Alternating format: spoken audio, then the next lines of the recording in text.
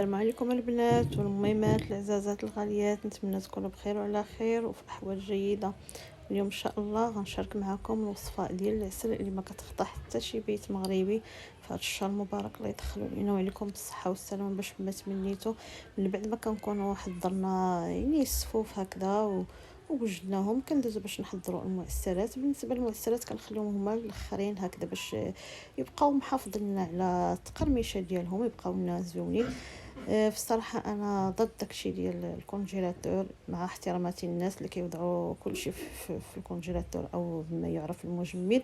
انا كنبغي اختي الحاجه حتى ساعه بساعتها، تقريبا واحد يومين ولا 3 ايام كافيه اختي باش تحضر فيها هكذا وتاكلي شي حاجه اللي زوينه ومفيده وكتبقى فيها الفائده ديالها زوينه. المهم ما نطولش عليكم، غندوزو باش نشوفوا المكونات. هنا عندي 2 علب ديال السكر مع اطرو ديال الماء، واحد البرتقاله او ليمونه وحامضه اللي خديتهم في نفس الحجم، مع واحد العويدات ديال القرفه. غسلت هاد الحامضه مزيان مع هاد الليمونه ومسحتهم. خديت واحد السكين وقطعتهم هكا دي رونديل او دوائر. المهم بالنسبه لدابا تبارك الله الحامض موجود والليمون موجود.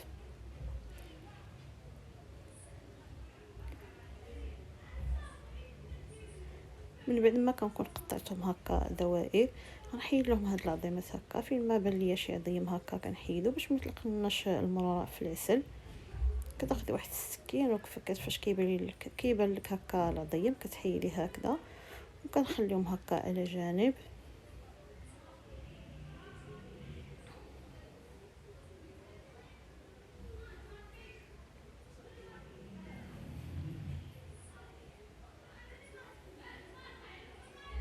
غنجيب الكوكوط وغنوضع فيها هاد الكميه السكر كامله. كما قلت لكم هنايا 2 كيلو ديال السكر، يعني كل علبه فيها كيلو. بالنسبه للقاعده ديال العسل دائما 2 كيلو ديال السكر سواء القالب او سنيده في طرو ديال الماء، وهكذا غنوضعهم هكا غير بشويه حتى غنستفهم هكذا كاملين.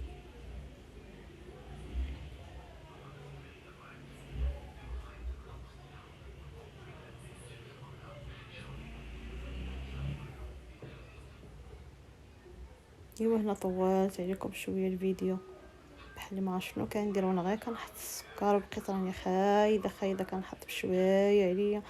واخا الله يا اختي من بعد ما كنكون حطيت العلبه الاولى غنزيد العلبه الثانيه. ايوا هانتوما تشوفوا بشويه. انا كنقول لكم دابا هنا راني حطيت العلبات بجوج، يعني 2 كيلو ديال السكر وغنضيف عليهم يطرو ديال الماء عادي اللي من الروبيني. كتاخذوا واحد القرعه اللي كتوزن يطرو ديال الماء وكتعمروها حتى للفم وكتضيفوها على هذا السكر هذا. ودابا غنحط فوق منهم هاد الليمونه مع الحامضه، يعني مجرد ما كتكبوا الماء تقريبا غير واحد 3 دقائق ولا 4 دقائق راه كيبدا يذوب لكم السكر وكيبقى يهبط بوحديته، يعني ملا ما تحتاجوا تبيتوه او شي حاجه في البلاصه كيذوب. حطيت عليهم هاد الليمونه مع الحامضه، كما كتشوفوا ان السكر بدا كيذوب. دابا غنضيف عليهم داك 2 عويدات ديال القرفه.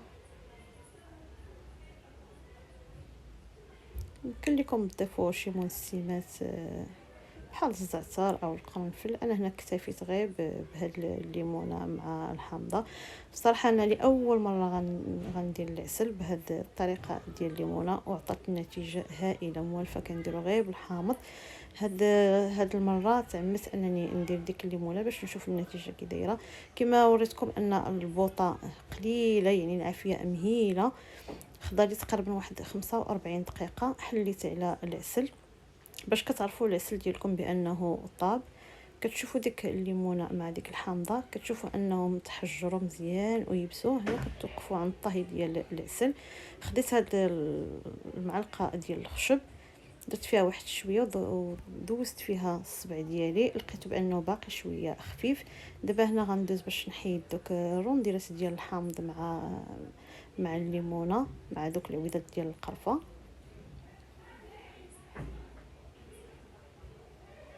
كما كتشوفوا انهم تحجروا مزيان. هنا كتعرفوا بان راه العسل طاب. خديتهم صفيتهم هكا غير بشويه هكا، صفيتهم من العسل. يعني ما تخليهمش حتى يبرد العسل بزاف باش ما ياخذلكمش هكا العسل. مجرد هكا ما كيكونوا باقيين سخان كتحيدوا باش ما يهزوش لكم العسل. غليتو واحد شويه تقريبا واحد 5 دقائق حتى تقال. يعني ما تخليوش يطيب بزاف، يعني راه بعد النوبات كيغضرنا العسل. كيبان لكم انه باقي خفيف وهو في نفس الوقت راه طاب، لان ملي كيبرد كيعاود يتقال. خديت واحد شويه هكا وضعته هكا في الطبسيل وخليته حتى برد. دوزت فيه الصبع ديالي. كتشوف ان دوك الخطوط ما كيتلقاوش في الحين، يعني بشويه عاد كيتجمعوا. هنا كتوقفوا، يعني ما كتعاودوش تزيدوا طيبوا. كتعرفوا بان العسل ديالكم راه جاهز.